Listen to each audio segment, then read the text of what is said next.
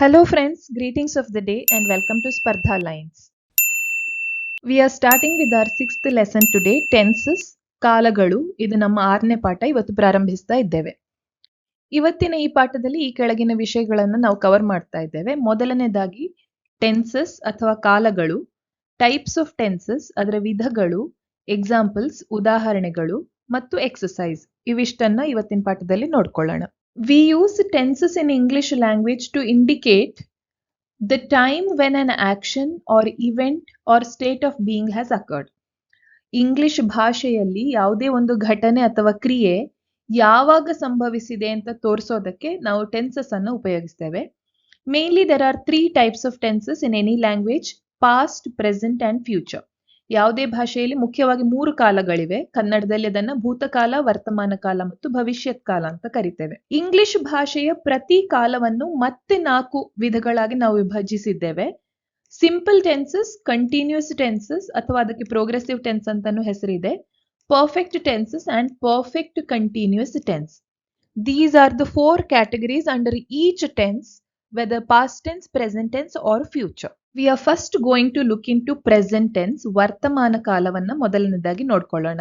ವರ್ತಮಾನ ಕಾಲದಲ್ಲಿ ಈಗಾಗಲೇ ಹೇಳಿದಾಗೆ 4 ವಿಧಗಳಿವೆ: simple present tense, present continuous tense, present perfect tense and present perfect continuous tense. ಅದರಲ್ಲಿ ಮೊದಲನೇದಾಗಿ ಬರೋದು simple present tense. Simple present tense ಅನ್ನ ಕನ್ನಡದಲ್ಲಿ ಸರಳ ವರ್ತಮಾನ ಅಂತ ಕರಿಬಹುದು. ನಮ್ಮ ಮೊದಲನೇ ಪಾಠ ವರ್ಬ್ ಅಥವಾ ಕ್ರಿಯಾಪದಗಳ ಬಗ್ಗೆ ನಾವು ಮಾತಾಡುವಾಗ ನಾನು ಈಗಾಗಲೇ ಹೇಳಿದ್ದೆ ನಿಮ್ಗೆ, ಮೇನ್ ವರ್ಬ್ ಅನ್ನೋದು ಆಕ್ಷನ್ ವರ್ಡ್ ಅನ್ನ ತೋರಿಸುತ್ತೆ. ಅದೇ ರೀತಿ ಆಕ್ಸಿಲರಿ ವರ್ಬ್ ಅಥವಾ ಹೆಲ್ಪಿಂಗ್ ವರ್ಬ್ ಅನ್ನೋದು ಯಾವತ್ತು ಟೆನ್ಸ್ ಅನ್ನ ತೋರಿಸುತ್ತೆ. ಉದಾಹರಣೆಗೆ, he is writing a book and he was writing a book. ಅಲ್ಲಿ ರೈಟಿಂಗ್ ಅನ್ನೋದು ಮೇನ್ ವರ್ಬ್ ಆಗಿರುತ್ತೆ. ಅದು ಬರೆಯುವ ಆಕ್ಷನ್ ಅನ್ನ ತೋರಿಸುತ್ತೆ, ಕ್ರಿಯೆಯನ್ನ ತೋರಿಸುತ್ತೆ. ಅದೇ ರೀತಿಯಲ್ಲಿ ಟೆನ್ಸ್ ನಲ್ಲಿ ನಿರ್ಧರಿಸಿರುವ ವಿಷಯಗಳು ಯಾವುದಂದ್ರೆ ಆಕ್ಸಿಲರಿ ವರ್ಬ್ಸ್, ಈಸ್ ಮತ್ತೆ ವಾಸ್. ಈಸ್ ಅಂದ್ರೆ ಪ್ರೆಸೆಂಟ್ ಟೆನ್ಸ್, ವಾಸ್ ಅಂದ್ರೆ ಪಾಸ್ಟ್ ಟೆನ್ಸ್.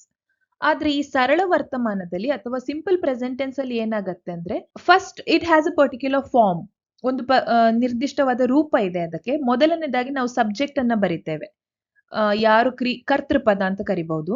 ಅದಾದ ತಕ್ಷಣ ನಾವು ಬೇಸ್ ವರ್ಬ್ ಅನ್ನ ಉಪಯೋಗಿಸ್ತೇವೆ, ಕ್ರಿಯಾಪದವನ್ನ ಉಪಯೋಗಿಸ್ತೇವೆ. ಇಲ್ಲಿ ಸಿಂಪಲ್ ಟೆನ್ಸ್ ಗಳಲ್ಲಿ ಯಾವುದೇ ಆಕ್ಸಿಲರಿ ವರ್ಬ್ ಬರೋದಿಲ್ಲ. ಸಿಂಪಲ್ ಪ್ರೆಸೆಂಟ್ ಟೆನ್ಸ್ ಅಲ್ಲಿ there is no auxiliary verb or helping verb coming in simple present tense. For example, I eat fruit every day.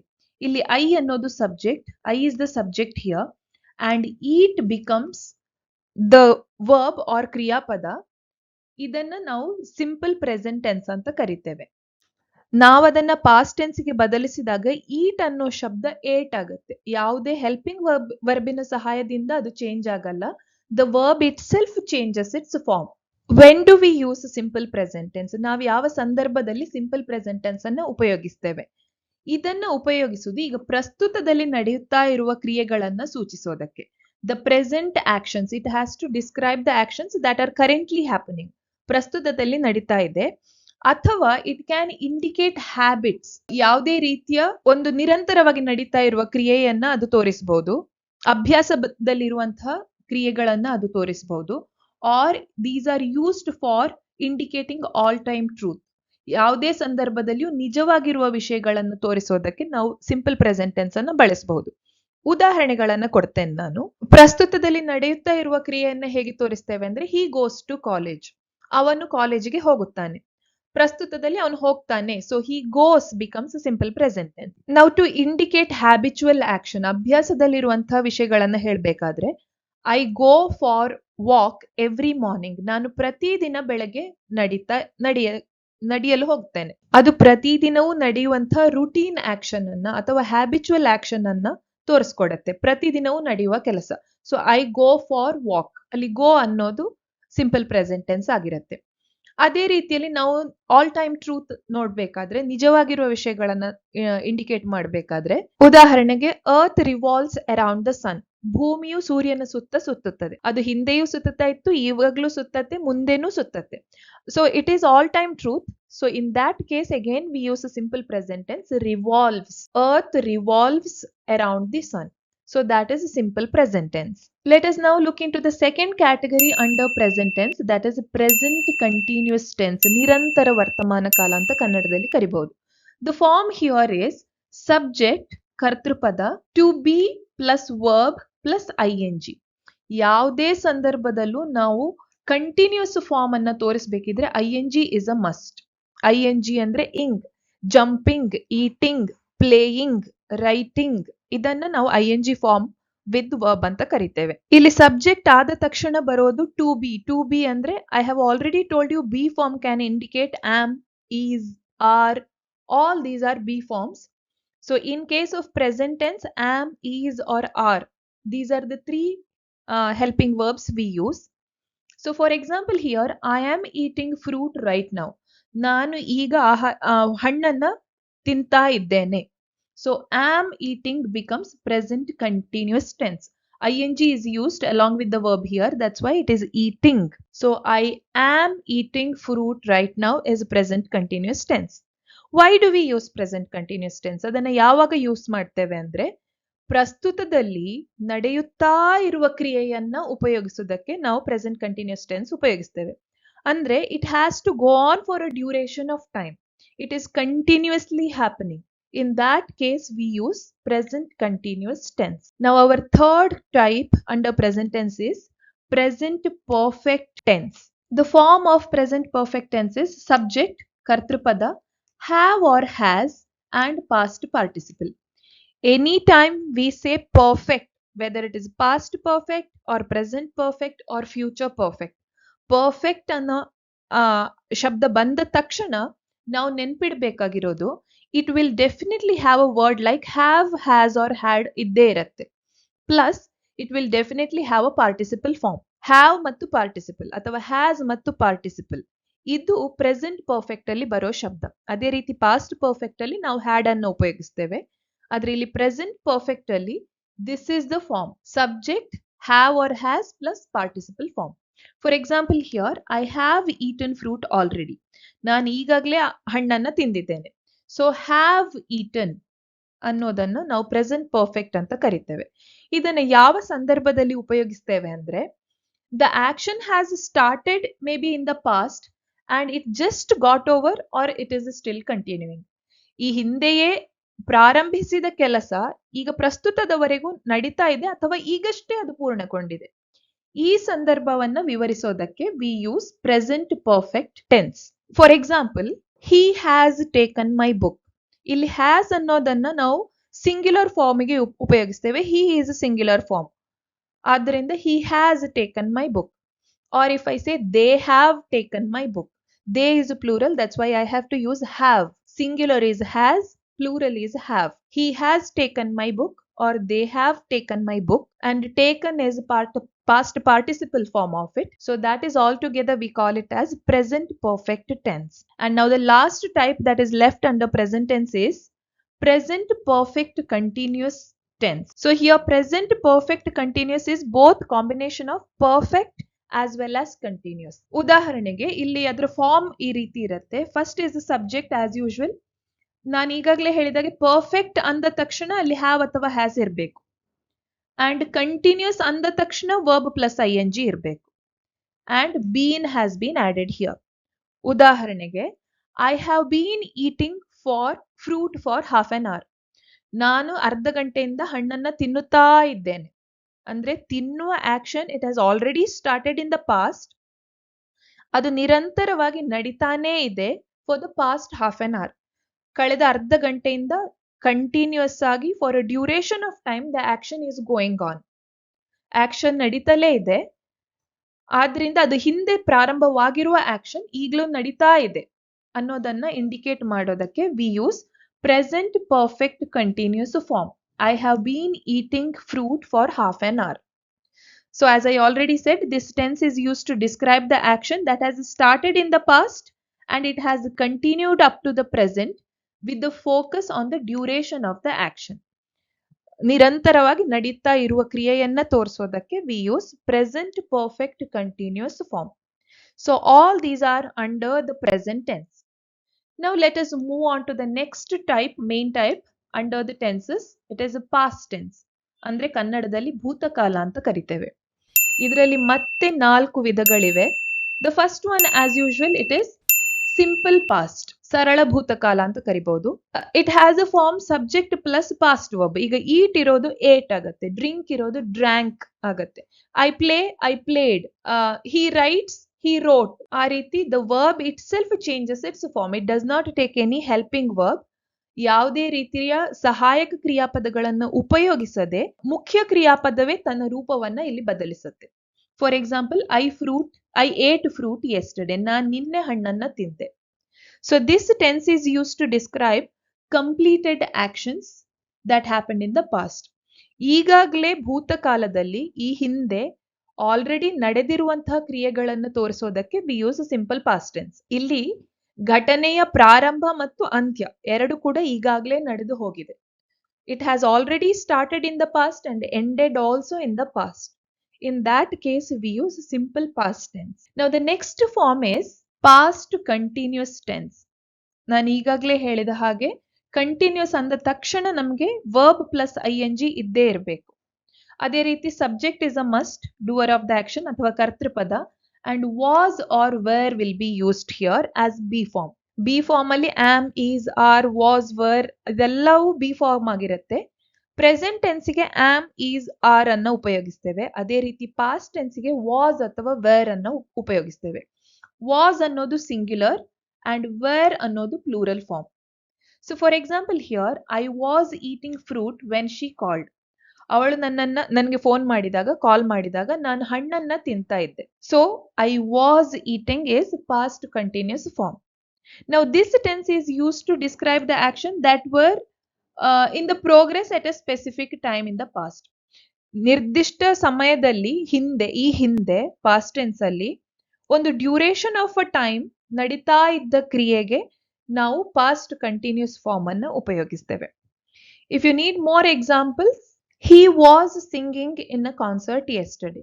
ನಿನ್ನೆ ಒಂದು ಕಚೇರಿಯಲ್ಲಿ ಅವನು ಹಾಡ್ತಾ ಇದ್ದ. ಈ ಸಂದರ್ಭಗಳಲ್ಲಿ we use past continuous form.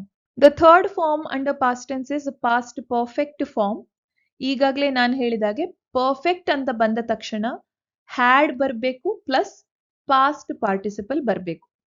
ಇವಾಗ ಪ್ರೆಸೆಂಟ್ ಪರ್ಫೆಕ್ಟ್ ಅಲ್ಲಿ ಹ್ಯಾವ್ ಅಥವಾ ಹ್ಯಾಸ್ ಅನ್ನು ಉಪಯೋಗಿಸ್ತೇವೆ. ಪಾಸ್ಟ್ ಪರ್ಫೆಕ್ಟ್ ಅಲ್ಲಿ ಹ್ಯಾಡ್ ಅನ್ನೋದನ್ನು ಉಪಯೋಗಿಸ್ತೇವೆ. Whether it is singular or plural, ಯಾವುದೇ ಆದ್ರೂ we use had. So for example, I had eaten fruit before she arrive. ಅವಳು ಬರುವ ಮೊದಲೇ ನಾನು ಹಣ್ಣನ್ನ ತಿಂದಿದ್ದೆ. ಈಗ ಪಾಸ್ಟ್ ಪರ್ಫೆಕ್ಟ್ ಟೆನ್ಸಿನ ಅಗತ್ಯ ಏನು ಅಂತ ನೋಡೋಣ. ಸಿಂಪಲ್ ಪಾಸ್ಟ್ ಟೆನ್ಸ್ ಮತ್ತು ಪಾಸ್ಟ್ ಪರ್ಫೆಕ್ಟ್ ಟೆನ್ಸ್ಗಿರೋ ಡಿಫರೆನ್ಸ್ ಏನು ಅನ್ನೋದನ್ನ ತಿಳ್ಕೊಳ್ಳೋಣ. If we are using two past tense actions in the same sentence, ಒಂದೇ ವಾಕ್ಯದಲ್ಲಿ ಎರಡು ಭೂತಕಾಲದ ಕ್ರಿಯಾಪದಗಳನ್ನ ನಾವು ಉಪಯೋಗಿಸ್ತಾ ಇದ್ರೆ, ಒಂದು ಭೂತಕಾಲದ ಕ್ರಿಯಾಪದ ಇನ್ನೊಂದಕ್ಕಿಂತ ಮುಂಚೆ ಸಂಭವಿಸಿದೆ ಅಂತ ತೋರಿಸೋದಕ್ಕೆ we use past perfect form. For example, the bus had already left when I reach the bus stop. ನಾನು ಬಸ್ ಸ್ಟಾಪಿಗೆ ತಲುಪುವ ಮುಂಚೆಯೇ ಬಸ್ ಅದಾಗಲೇ ಹೋಗಿ ಆಗಿತ್ತು. In that sentence there are two verbs. One is bus leaving, bus ಹೋಗುವುದು ಅನ್ನೋದು ಒಂದು ಕ್ರಿಯಾಪದ. I reached the bus stop, ನಾನು ಬಸ್ ಸ್ಟಾಪಿಗೆ ತಲುಪಿದೆ ಅನ್ನೋದು ಇನ್ನೊಂದು ಕ್ರಿಯಾಪದ. ಈ ಎರಡು ಕ್ರಿಯಾಪದಗಳಲ್ಲಿ ಎರಡು ಕೂಡ ಹಿಂದೆ ನಡೆದು ಹೋದಂತಹ ಕ್ರಿಯಾಪದಗಳು. ಆ ಎರಡು ಕ್ರಿಯಾಪದಗಳಲ್ಲಿ ಮೊದಲಾಗಿರುವುದು ಯಾವುದು ಮತ್ತೆ ಆಗಿರುವುದು ಯಾವುದು ಅನ್ನೋದನ್ನ ತೋರಿಸೋದಕ್ಕೆ ನಮ್ಗೆ ಪಾಸ್ಟ್ ಪರ್ಫೆಕ್ಟ್ ಫಾರ್ಮಿನ ಅಗತ್ಯ ಇರತ್ತೆ. ನಾನ್ ಬಸ್ ಸ್ಟಾಪಿಗೆ ತಲುಪಿದಾಗ ಬಸ್ ಅದಾಗ್ಲೇ ಹೋಗಿ ಆಗಿತ್ತು. ಆದ್ರಿಂದ ಬಸ್ ಹೋಗೋದು ಮೊದಲು ನಡೆದ ಕ್ರಿಯೆ, ನಾನ್ ಬಸ್ ಸ್ಟಾಪಿಗೆ ತಲುಪಿರುವುದು ಆಮೇಲೆ ಆದಂತಹ ಕ್ರಿಯೆ. So to indicate whatever action had happened first, in that case we use past perfect form. ಆ ಬಳಿಕ ಆದ ಆಕ್ಷನ್ ಅನ್ನ ತೋರಿಸೋದಕ್ಕೆ we use simple past tense. ಆದ್ರಿಂದ I reach the bus stop ಅನ್ನೋದು ಆಮೇಲೆ ಆದ ಕ್ರಿಯೆ, ಬಸ್ ಹ್ಯಾಡ್ ಲೆಫ್ಟ್ ಅನ್ನೋದು ಮೊದಲು ಆದಂತಹ ಕ್ರಿಯೆ. ಇಲ್ಲಿ ಕೊಟ್ಟಿರುವಂತಹ ಉದಾಹರಣೆಯಲ್ಲೂ I had eaten fruit before she arrived, ಅವಳು ಬಂದಿರೋದು ಆಮೇಲೆ, ಅದರಿಂದ ಮೊದಲೇ ಹಣ್ಣನ್ನ ನನಗೆ ತಿಂದಾಗಿತ್ತು. So whatever happened first we use past perfect form and we keep the second action in simple past tense. So this tense is used to describe an action that happened before another action in the past. ಇನ್ನು ಕೊನೆಯ type, that is past perfect continuous form. This is again the combination of continuous form and perfect form. The form here is a subject plus had been plus verb plus ing. ing ಬಂದೇ ಬರುತ್ತೆ. Continuous form ಅಂದ ತಕ್ಷಣ ing ಬಂದೇ ಬರುತ್ತೆ. And past perfect ಅಂದ ತಕ್ಷಣ had ಅನ್ನೋದು ಬಂದೇ ಬರುತ್ತೆ. ಪಾರ್ಟಿಸಿಪಲ್ ಫಾರ್ಮ್ ಬಂದೇ ಬರುತ್ತೆ. So let us see here example. I had been eating fruit for 30 minutes before she arrived.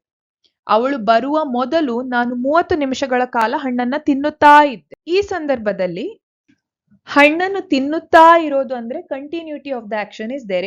It indicates a duration. 30 minutes ಅನ್ನೋ ಡ್ಯೂರೇಷನ್ ಅನ್ನ ಅದು ತೋರಿಸುತ್ತೆ ಇಲ್ಲಿ. ಆ 30 ನಿಮಿಷದ ಕ್ರಿಯೆ ಯಾವಾಗ ನಡೆದಿದೆ ಅಂದ್ರೆ ಅದು ಪಾಸ್ಟ್ ಟೆನ್ಸ್ ಅಲ್ಲೇ ನಡೆದಿದೆ. ಅವಳು ಬರೋದಕ್ಕಿಂತ ಮುಂಚೆ, ಅವಳು ಬರೋದು ಕೂಡ ಪಾಸ್ಟ್ ಟೆನ್ಸ್ ಅಲ್ಲಿದೆ, ಅದಕ್ಕಿಂತಲೂ ಮುಂಚೆ for a duration of the time that action has occurred. In that case we use past perfect continuous form. So it had been happening for a duration of time. These are all about past tense. Now we are left with our final type, that is future time. Future time ಅನ್ನ ನಾವು ಕನ್ನಡದಲ್ಲಿ ಭವಿಷ್ಯತ್ ಕಾಲ ಅಂತ ಕರಿಬಹುದು. ಇದರಲ್ಲಿ ಮತ್ತೆ ಪುನಃ 4 ವಿಧಗಳಿವೆ. ಮೊದಲನೇದಾಗಿ ಸಿಂಪಲ್ ಫ್ಯೂಚರ್. ಸಿಂಪಲ್ ಫ್ಯೂಚರ್ ಅಂದ್ರೆ the form is this way: subject plus will or shall plus base verb. ಅದು ಪ್ರೆಸೆಂಟ್ ಟೆನ್ಸಿನ ರೀತಿಯಲ್ಲೇ, ಆದ್ರೆ ವಿಲ್ ಅಥವಾ ಶಲ್ ಅನ್ನೋದನ್ನ ವರ್ಬ್ ಇಂತ ಮೊದಲು, ಕ್ರಿಯಾಪದಕ್ಕಿಂತ ಮೊದಲು ನಾವು ವಿಲ್ ಅಥವಾ ಶಲ್ ಅನ್ನೋ ಮಾಡೆಲ್ ಆಕ್ಸಿಲರಿಯನ್ನ ಇಲ್ಲಿ ಉಪಯೋಗಿಸ್ತೇವೆ. ಇಟ್ ಇಂಡಿಕೇಟ್ಸ್ ಫ್ಯೂಚರ್ ಟೈಮ್, ವರ್ತಮಾನ ಕಾಲವನ್ನ ಅದು ತೋರಿಸುತ್ತೆ. For example, I will eat fruit tomorrow. ನಾನ್ ನಾಳೆ ಹಣ್ಣನ್ನ ತಿನ್ನುತ್ತೇನೆ. ಸೊ ಈಟ್ ವಿಲ್ ಇಲ್ಲ ಅಂದ್ರೆ ಐ ಈಟ್ ಫ್ರೂಟ್ ಅನ್ನೋದು ಪ್ರೆಸೆಂಟ್ ಟೆನ್ಸ್ ಆಗ್ತಿತ್ತು, ಸಿಂಪಲ್ ಪ್ರೆಸೆಂಟ್ ಟೆನ್ಸ್ ಆಗ್ತಿತ್ತು. ಆದ್ರೆ ಐ ವಿಲ್ ಅನ್ನೋದನ್ನ ನಾವು ಆಡ್ ಮಾಡಿರೋದ್ರಿಂದ ಇದು ಫ್ಯೂಚರ್ ಟೈಮ್ ಆಗಿದೆ. So this tense is use to describe actions that will happen in the future. ಇನ್ನು ಮುಂದೆ ಸಂಭವಿಸ್ಲಿಕ್ಕೆ ಇರುವಂತಹ ಕ್ರಿಯೆಯನ್ನ ತೋರಿಸೋದಕ್ಕೆ we use simple future form. The next one is future continuous form. ನಿರಂತರವಾಗಿ ನಡಿಲಿಕ್ಕಿರುವಂತಹ ಭವಿಷ್ಯತ್ ಕಾಲ. Again, as soon as I say continuous, there should be ing. So for example, I will be eating fruit at this time tomorrow. ನಾಳೆ ಈ ಸಮಯ ಆಗುವಷ್ಟರಲ್ಲಿ ನಾನು ಹಣ್ಣನ್ನ ತಿನ್ನುತ್ತಾ ಇರುತ್ತೇನೆ. So again, continuous form is used to indicate the duration of the action that will be in the progress in future. ನಾಳೆ ನಿರ್ದಿಷ್ಟ ಸಮಯದಲ್ಲಿ ಪ್ರಗತಿಯಲ್ಲಿ ಆಗ್ತಾ ಇರುವಂತಹ ಕ್ರಿಯೆಯನ್ನು ತೋರಿಸೋದಕ್ಕೆ we use future continuous form. ಅಥವಾ ಇನ್ನೊಂದು ಎಕ್ಸಾಂಪಲ್ ಕೊಡೋದಾದ್ರೆ, I will be writing an exam by this time tomorrow. ನಾಳೆ ಈ ಸಮಯದ ಹೊತ್ತಿಗಾಗುವಾಗ ನಾನು ನನ್ನ ಪರೀಕ್ಷೆಯನ್ನ ಬರೆಯುತ್ತಾ ಇರುತ್ತೇನೆ. These are examples for future continuous form. Next we have future perfect. Perfect ಅಂದ ತಕ್ಷಣ ಈಗಾಗಲೇ ಹೇಳಿದಾಗೆ ಹ್ಯಾವ್ ಬರಬೇಕು ಅಥವಾ ಹ್ಯಾಸ್ ಬರಬೇಕು. ಅದನ್ನ ಫ್ಯೂಚರ್ ಮಾಡೋದಕ್ಕೆ we use the word will or shall. And also it has the past participle form. For example, I will have eaten fruit by the time you arrive. ನಾಳೆ ನೀನು ಬರುವಷ್ಟರಲ್ಲಿ ನಾನು ಹಣ್ಣನ್ನ ತಿಂದಿರುತ್ತೇನೆ ಅನ್ನೋದು ಉದಾಹರಣೆ. This tense is used to describe action that will be completed before a specific time in future. ಅಂದ್ರೆ ಭವಿಷ್ಯತ್ತಿನಲ್ಲಿ ಒಂದು ನಿರ್ದಿಷ್ಟ ಸಮಯದ ಹೊತ್ತಿಗೆ ಒಂದು ಕ್ರಿಯೆ, ಈ ಕ್ರಿಯೆ ಸಂಪೂರ್ಣಗೊಂಡಿರುತ್ತದೆ ಅಂತ ತೋರಿಸೋದಕ್ಕೆ we use future perfect form.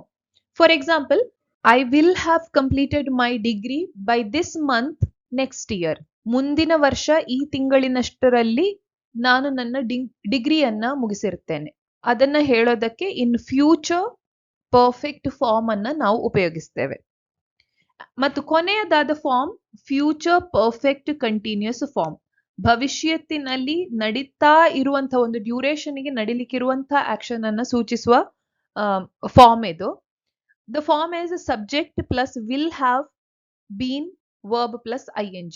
Have been ಅನ್ನೋದನ್ನ ನಾವು ಕಂಟಿನ್ಯೂಸ್ ಫಾರ್ಮ್ಗೆ ಉಪಯೋಗಿಸ್ತೇವೆ, ಪ್ಲಸ್ ವರ್ಬ್ ಪ್ಲಸ್ ing ಅನ್ನ ಕಂಟಿನ್ಯೂಸ್ ಫಾರ್ಮ್ಗೆ ಉಪಯೋಗಿಸ್ತೇವೆ. ಹ್ಯಾವ್ ಅನ್ನೋದನ್ನ ಪರ್ಫೆಕ್ಟ್ ಫಾರ್ಮ್ಗೆ ಉಪಯೋಗಿಸ್ತೇವೆ. ವಿಲ್ ಅಥವಾ ಶಲ್ ಯಾವಾಗ್ಲೂ ಫ್ಯೂಚರ್ ಅನ್ನ ಇಂಡಿಕೇಟ್ ಮಾಡುತ್ತೆ. So for example, I will have been eating fruit for an hour by the time you arrive. ನಾಳೆ ನೀನು ಬರುವಷ್ಟರಲ್ಲಿ ನಾನು 1 ಗಂಟೆಯ ಕಾಲ ಹಣ್ಣನ್ನ ತಿಂದು ಮುಗಿಸಿರುವೆ. ಆ 1 ಗಂಟೆ ಕಾಲ ನಡೀತಾ ಇರುವ ಆಕ್ಷನ್ ಅನ್ನ ಫ್ಯೂಚರ್ ಅಲ್ಲಿ ನಡೆಯಲಿಕ್ಕಿರುವ ಆಕ್ಷನ್ ಅನ್ನ ನಾವು ತೋರಿಸೋದನ್ನ ಫ್ಯೂಚರ್ ಪರ್ಫೆಕ್ಟ್ ಕಂಟಿನ್ಯೂಸ್ ಫಾರ್ಮ್ ಅಂತ ಕರಿತೇವೆ. ಇವಿಷ್ಟು ಇಂಗ್ಲಿಷ್ ಭಾಷೆಯಲ್ಲಿ ನಾವು ಉಪಯೋಗಿಸುವಂತಹ 12 ಕಾಲಗಳು, 12 tenses. The main major 3 tenses are past, present and future, and it has subcategories called simple, continuous, perfect and perfect continuous. So altogether it makes it into 12 different forms in tenses. ಇನ್ನು ಮುಂದೆ ನಾವು ಕೆಲವು exercise ಗಳನ್ನ ನೋಡೋಣ. ಮೊದಲನೇದಾಗಿ, the aeroplane dash at 9 AM yesterday. ನಿನ್ನೆ 9 ಗಂಟೆಗೆ ಬೆಳಗ್ಗೆ ಏರೋಪ್ಲೇನ್ ಲ್ಯಾಂಡ್ ಆಗಿದೆ. ಅದನ್ನ ಎಸ್ಟರ್ಡೇ ಅಂತ ಕೊಟ್ಟ ಕಾರಣ ಅದು ಪಾಸ್ಟ್ ಟೆನ್ಸ್ ಆಗಿರುತ್ತೆ. So the first option is landing ಅಂದ್ರೆ present continuous, we can not choose it. Now we are left with three more options. Had landed is past perfect form. ನಾವು ಯಾವಾಗ ಪಾಸ್ಟ್ ಪರ್ಫೆಕ್ಟ್ ಫಾರ್ಮ್ ಅನ್ನು ಉಪಯೋಗಿಸ್ತೇವೆ ಅಂದ್ರೆ, in case if there are two past tenses, usually if there are two verbs in a sentence, ಎರಡು ಕೂಡ past action ಕ್ರಿಯೆಗಳು ನಡೆದಿದ್ದಾಗ ಒಂದು past action happened before the other ಅಂತ ತೋರಿಸೋದಕ್ಕೆ we use past perfect. But in this sentence, given sentence, there is only one verb. Land ಅನ್ನೋದು ಒಂದೇ verb ಇದೆ, ಅದು ಪಾಸ್ಟ್ ಟೆನ್ಸ್ ಆಗಿರುತ್ತೆ. ಅದರಿಂದ we can not choose had landed. Now the C option is has landed. Has landed ಅಂದ್ರೆ it is present perfect form. Present perfect form ಅನ್ನ ಯಾವಾಗ ಉಪಯೋಗಿಸ್ತೇವೆ, ಅದರ effect has continued up till today. ಈವಾಗಿನವರೆಗೆ, ಪ್ರೆಸೆಂಟಿನವರೆಗೆ ಅದರ ಎಫೆಕ್ಟ್ ಮುಂದುವರಿದಿದ್ರೆ ನಾವು ಅದನ್ನು ಉಪಯೋಗಿಸ್ತೇವೆ. ಆದ್ರೆ ಈ ಪರ್ಟಿಕ್ಯುಲರ್ ವಾಕ್ಯದಲ್ಲಿ ಏರೋಪ್ಲೇನ್ ನಿನ್ನೆಯೇ ಲ್ಯಾಂಡ್ ಆಗಿದೆ, ಸಂಪೂರ್ಣವಾಗಿ ಕ್ರಿಯೆ ಮುಕ್ತಾಯಗೊಂಡಿದೆ. It is an action that has been completed. So for that case we have to use the aeroplane landed at 9 AM yesterday. So it becomes the simple past tense is the right answer. Now the second one is, he dash a lawyer for 15 years now. ಇವತ್ತಿನವರೆಗೆ now ಅಂದ್ರೆ present tense ಅನ್ನ ಕೊಟ್ಟಿದ್ದಾರೆ. ಕಳೆದ 15 ವರ್ಷಗಳಿಂದ ಅವರು ವಕೀಲರಾಗಿದ್ದಾರೆ ಅಂದ್ರೆ up till now the effect has continued. So he is a lawyer for 15 ಅಂತ ಹೇಳೋದಕ್ಕೆ ಸಾಧ್ಯ ಇಲ್ಲ. ಹಿ ಈಸ್ ಅ ಲಾಯರ್ ಅಂತ ಅಷ್ಟೇ ಹೇಳಿದ್ರೆ correct. He is a lawyer for 15 years now ಅಂತ ಹೇಳೋ ಹಾಗಿಲ್ಲ. ಆಮೇಲೆ ನೌ ಅಂತ ಕೊಟ್ಟ ಕಾರಣ present tense, we can not use simple past tense also. Was ಅನ್ನು ಹೇಳೋ ಹಾಗಿಲ್ಲ. He had been a lawyer for 15 years now. ನಾವು ಪ್ರೆಸೆಂಟ್ ಟೆನ್ಸ್ ಆದ ಕಾರಣ had been perfect continuous form ಅನ್ನ ಹೇಳೋ ಹಾಗಿಲ್ಲ. So the right answer is he has been a lawyer for 15 years now. ಕಳೆದ 15 ವರ್ಷಗಳ ಹಿಂದೆ ಪಾಸ್ಟ್ ಟೆನ್ಸ್ ಅಲ್ಲಿ ಕ್ರಿಯೆ, ಲಾಯರ್ ಆಗಿರುವಂತಹ ಕ್ರಿಯೆ ಸ್ಟಾರ್ಟ್ ಆಗಿದೆ, ಆರಂಭವಾಗಿದೆ, ಇವತ್ತಿನವರೆಗೂ ಅದು ಕಂಟಿನ್ಯೂ ಆಗಿದೆ ಅಂತ ತೋರಿಸೋದಕ್ಕೆ we use present continuous form, present perfect continuous form.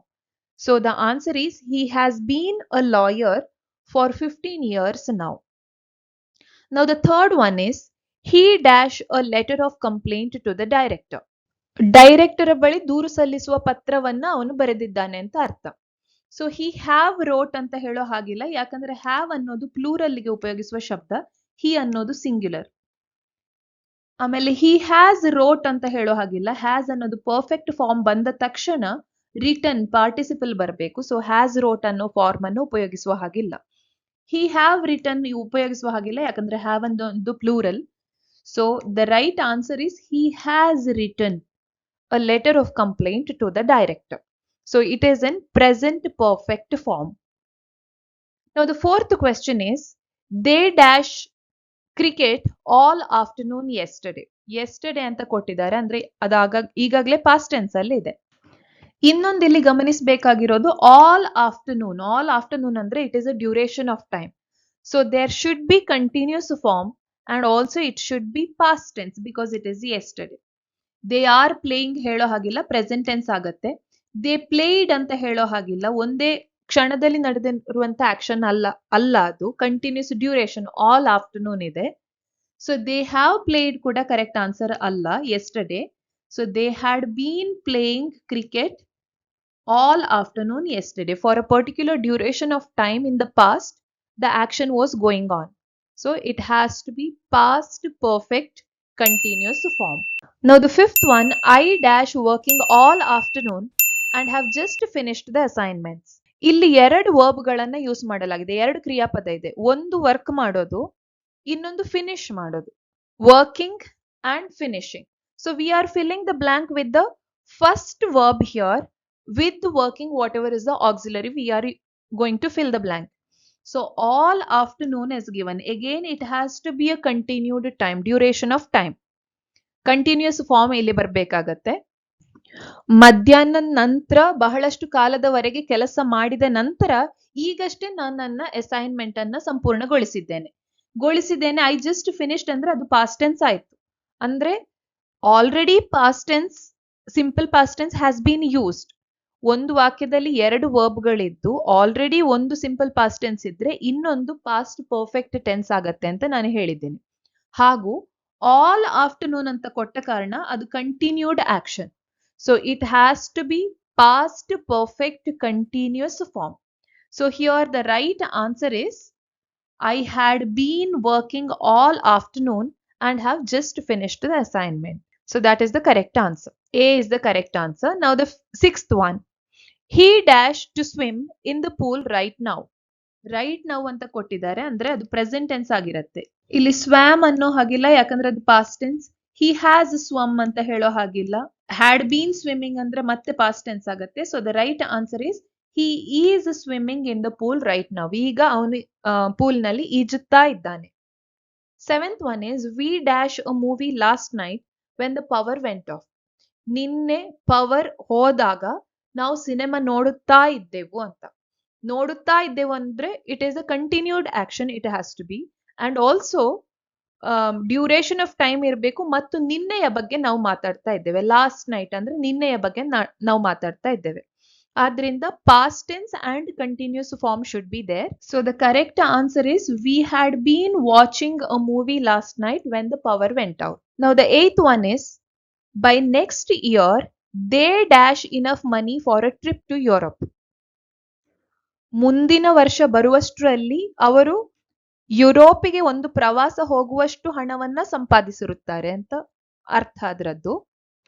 It is in the future, so we cannot say will have been saving ಅಂದ್ರೆ ಕಂಟಿನ್ಯೂಸ್ ಫಾರ್ಮ್ ಆಗತ್ತೆ. they will save, they will be saving, ಅದು ಯಾವುದು saving ಅಂತ ಬರೋದನ್ನ ಹೇಳೋಕ್ಕಾಗಲ್ಲ.